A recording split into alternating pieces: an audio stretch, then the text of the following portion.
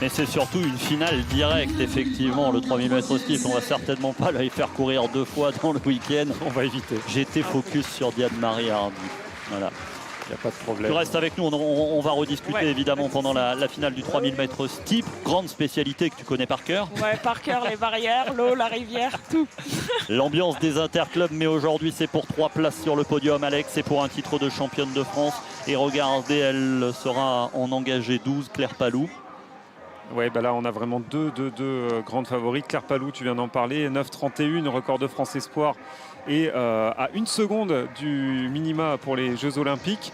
Donc Claire Palou déjà sélectionnée pour les Europes Espoirs, mais clairement c'est pas ça qu'elle vise, hein. Il n'y a plus besoin de se cacher, c'est moins de 9,30. Et attention à Flavie Renoir qui a été très costaud du côté de Dessines et qui a couru 9,45.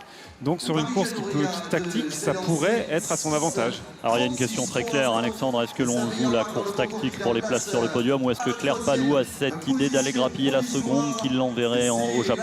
Elle n'a aucun intérêt à rester dans une course tactique, déjà de par son profil où elle a un profil un peu plus long que d'autres athlètes. Donc au sprint ça pourrait être compliqué pour elle, mais en plus cette possibilité, vu que c'est la dernière échéance pour elle, de faire les minima pour les Jeux Olympiques, l'oblige à partir sur les bases de 9,30 et à aller très vite devant dès le départ. Marie-Jeanne Ourega à l'image, ça c'est de la longueur et c'est son 3e essai. Diane-Marie Hardy avec nous, on parle de Claire Palou, objectif Tokyo et Jeux Olympiques. Toi qui as goûté aux joies de l'équipe de France, quand on a un objectif comme ça, effectivement on ne peut pas se permettre de faire une course tactique. Ouais, non, faut qu'elle tente tout à 1 seconde des minima, sinon c'est vraiment, ça serait vraiment frustrant pour elle. Donc faut qu'elle parte et en plus elle a de la marche sur ses concurrents. Donc même si elle craque, elle va pouvoir peut-être garder sa première place à mon avis, donc il faut qu'elle tente. Il ne faut pas avoir de regrets pour embarquer dans le vol spécial FFA à destination du Japon. Et ça serait sacrément bien que la jeune Claire Palou puisse aller s'étalonner aux Jeux Olympiques, Alex. Ouais, nul doute qu'Adrien Taouji l'a excellemment préparé pour ces championnats de France élite. On va voir ça. Verdict, on l'espère, moins de 9 minutes 30 après le coup de pistolet du starter. Ah bah c'est tout ce qu'on souhaite, effectivement. Ça serait le niveau de performance demandé pour les Jeux. Marie-Jeanne Ourega a sauté à 6,23 m. Elle est 3e pour l'instant de la finale et elle va chercher les précieux conseils de Robert Emian, le toujours détenteur du record d'Europe de la spécialité. C'est Jules Pommery qui attend le téléphone avec le saut enregistré. C'est une affaire d'équipe. Et vous découvrez justement les candidates avec Claire Palou et son maillot de la Aix-les-Bains. La grandissime favorite, 9,31, on le rappelle, record de France Espoir cet été. Et moins de 9,30, ce sera le ticket pour Tokyo. Et la question c'est, à ce jeune âge, Yann, est-ce qu'il peut y avoir trop de pression ? Trop de pression aussi, l'avantage de la jeunesse, parce que justement on peut se dire à cet âge-là on calcule moins. Je pense que justement elle se dit bon bah je pars, on verra, il y a moins de pression. On se dit même si on veut toujours ce titre de championne de France, mais on se dit pas c'est maintenant ou jamais quoi. On en a encore longtemps, donc non franchement je pense que la jeunesse c'est un avantage. Il y a une course dans la course, il y a certes le titre de championne de France, mais il y a surtout cette bataille contre les aiguilles du chrono. 9,30 l'objectif pour aller à Tokyo. On aura des indicateurs, Alex, dès le premier tour. Hein. Ouais, bah on va tout de suite pouvoir calculer les allures et se rendre compte si elle est sur les minima ou pas. Mais c'est une jeune fille qui a l'habitude de ces allures-là. Ça fait plusieurs fois qu'elle court pas loin de ses minima. Et elle connaît les allures. Elle part tout de suite dessus. Elle ne se pose pas de questions et elle a bien raison. Claire Palou aux commandes du 3000 mètres steeple. Alex, on fait un premier demi-tour sans barrière. Exactement, jusqu'à la ligne d'arrivée, pas de barrière. Et la première barrière, il restera 7 tours. La première barrière sera juste après la ligne d'arrivée, vous verrez. Et après, on installera celle qui est dans la ligne droite d'arrivée pour les tours suivants. Et justement, dans ce tour qui va arriver, on aura aussi le premier passage de la rivière, la fameuse que les combinards connaissent aussi, je crois. Ouais, c'est ça, mais plus à la fin, je pense qu'ils vont faire un petit tour. Ouais, c'est ça.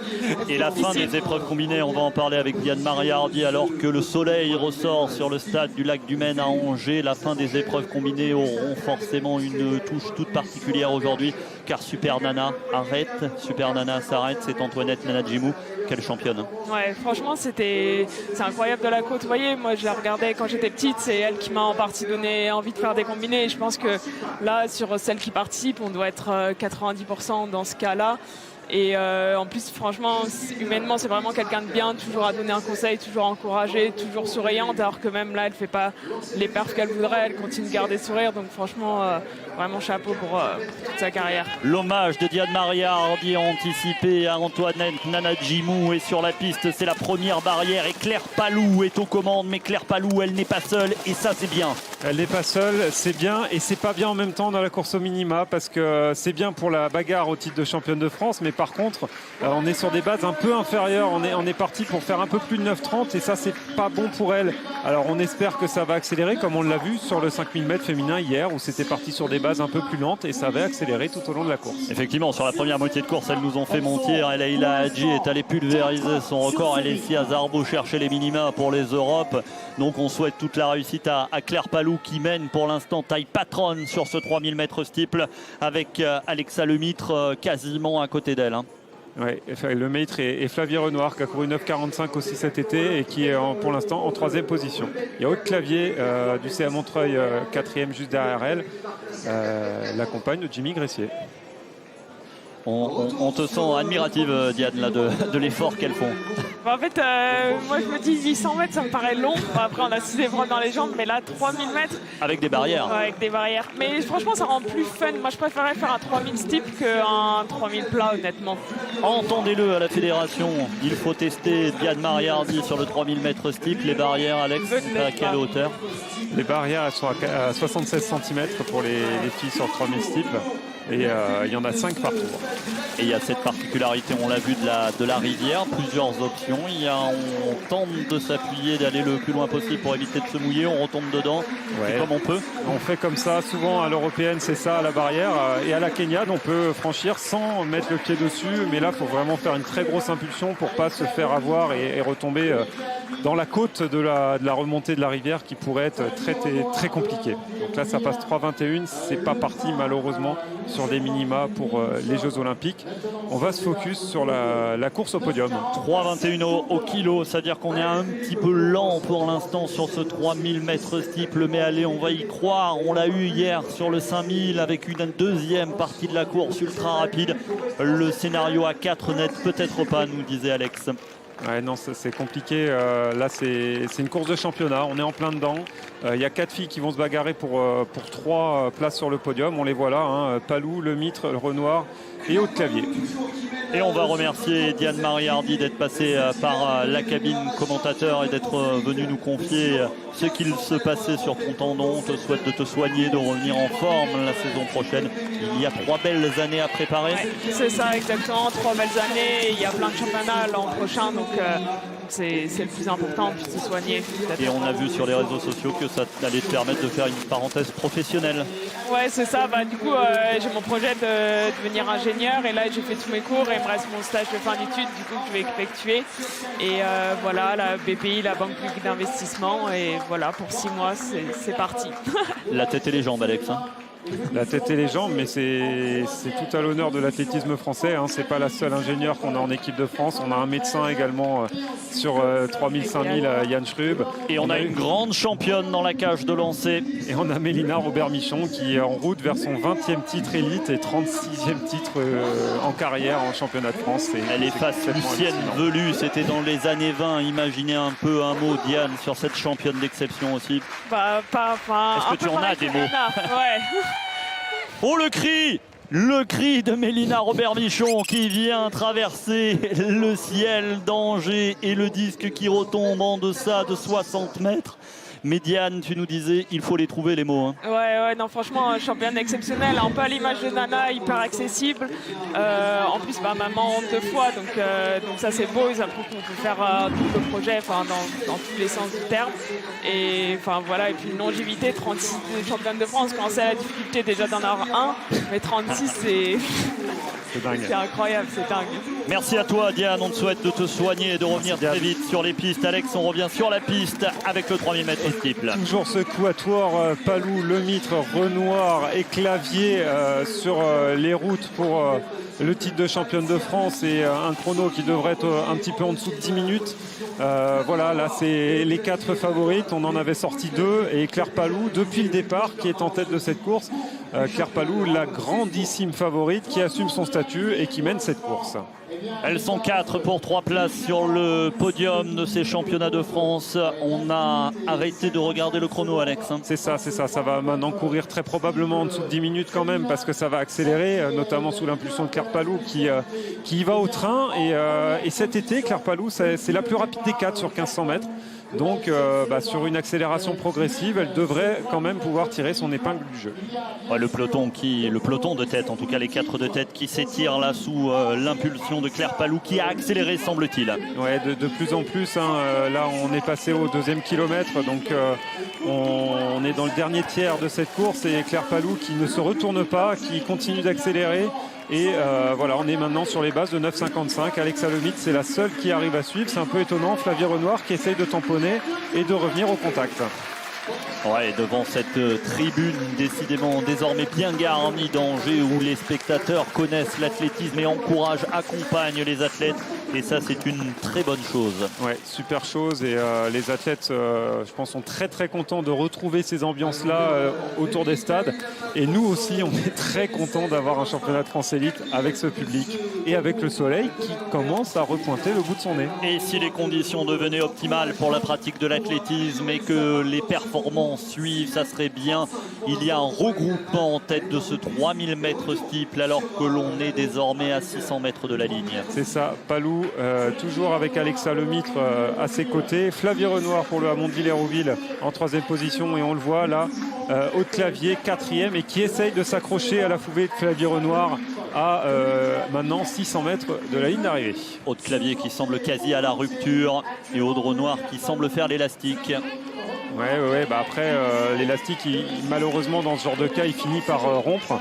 Mais devant Palou, elle ne se retourne pas, mais Alexa Lemaitre est très costaud, elle reste à côté d'elle et elle montre qu'elle est là. Et on a accéléré au train puisqu'on est désormais sur les bases de 9 minutes 50 pour Claire Palou et Alexa Lemaitre qui sont côte à côte devant la tribune. Au passage sur la ligne, la cloche va retentir, ce sera le dernier tour, il va donc y avoir une explication. Ouais, et là ça va être une super bagarre dans ce dernier tour, 5 barrières encore à franchir, dont une rivière et un titre de championne de France à aller chercher, 400 mètres à parcourir. Palou, Lemaitre ou Renoir, faites vos jeux. Une 17 au dernier 400 mètres pour Claire Palou qui mène depuis le départ et le retour de Aude Renoir. Il va y avoir un trio pour une place de championne de France. C'est bien la dernière rivière qui sera le juge de paix. Exactement, la Palou toujours devant, Lemaitre à ses côtés, Flavie Renoir qui est revenue et qui est dans la course au titre maintenant. Et ça accélère de plus en plus la balle droite opposée. Quel scénario en tout cas. Claire Palou qui semble en avoir un petit peu sous le pied, mais attention, Alexa Lemaitre semble également très facile. Aude Renoir qui revient. A-t-elle jaugé son effort? A-t-elle gardé des forces pour le dernier virage? C'est la dernière rivière que vont entamer ces demoiselles. Qui sera championne de France du 3000 mètres steeple? C'est difficile de le dire. La favorite c'est Palou, mais regardez Renoir qui a pris la corde dans la rivière. On l'avait dit que c'était un moment charnière. L'élastique n'a pas lâché. Aude Renoir qui va aller chercher le titre de championne de France. C'est peut-être le hold-up.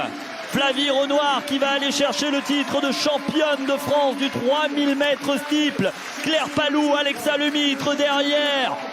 C'est peut-être Lemaitre, Palou. Le dernier 400 mètres s'est couru en 1,09. Flavie Renoir qui fait le hold-up sur le 3000 mètres steeple.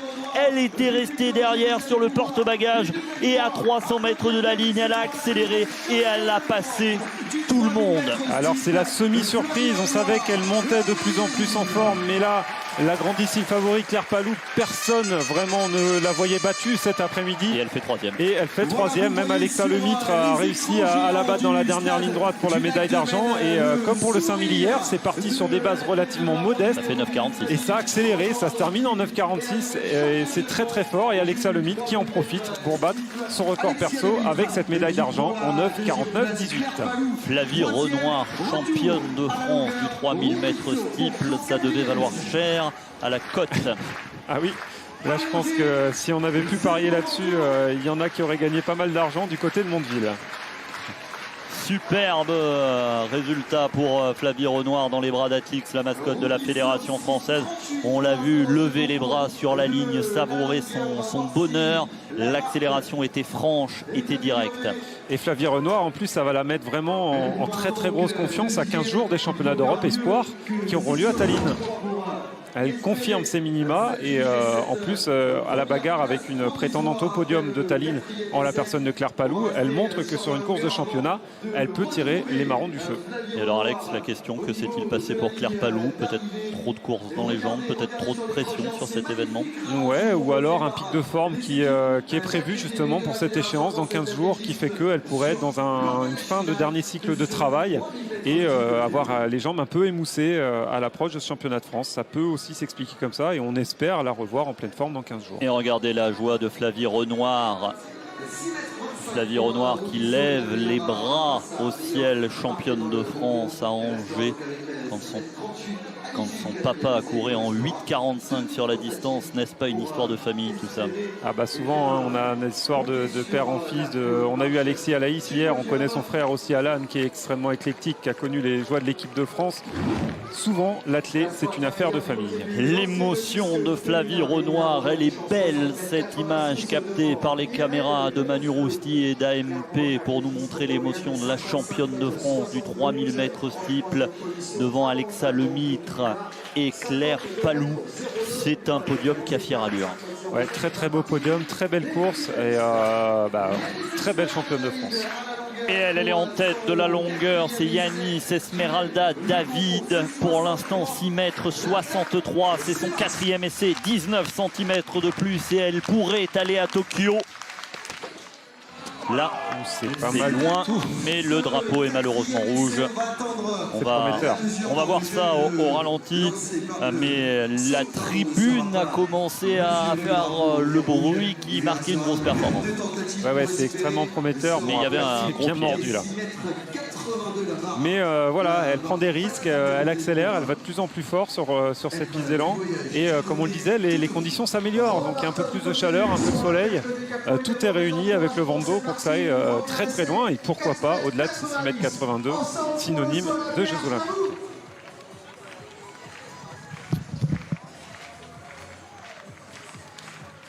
Yanis David qui prend les conseils de son coach en tribune. Elle mène toujours ce concours avec 6,63 m. Devant Rouguissot, 6,38 et Marie-Jeanne Ourega, 6,36 m. La course pour le podium est très serrée. Maëlie Dalmat est en 4e avec 6,35 m.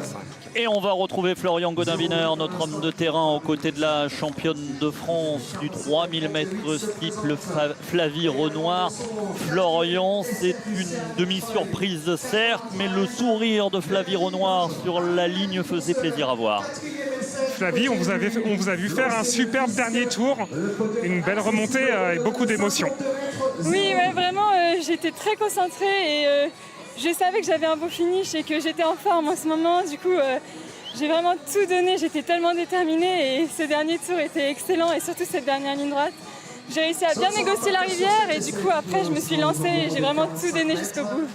On vous a vu un peu décrocher pendant la course avec Claire Palou qui menait le train. Qu'est-ce qui s'est passé dans votre tête? Souvent j'ai un petit creux en milieu de course. Il faut que je souffle un peu pour après repartir d'aplomb. Et là c'est ce qui s'est passé. Je savais que j'allais pas la décrocher beaucoup pour vraiment revenir très fort derrière. Ce premier titre élite, qu'est-ce que ça représente pour vous? C'est tout simplement magique. Déjà, ça confirme les entraînements, la forme du moment, toute la détermination. Enfin, c'est magique. Merci beaucoup. Merci. Alors ouais, le sourire qui fait plaisir à voir de Flavie Renoir. On bascule sur la ligne droite inversée d'Angers pour les séries du 100 mètres.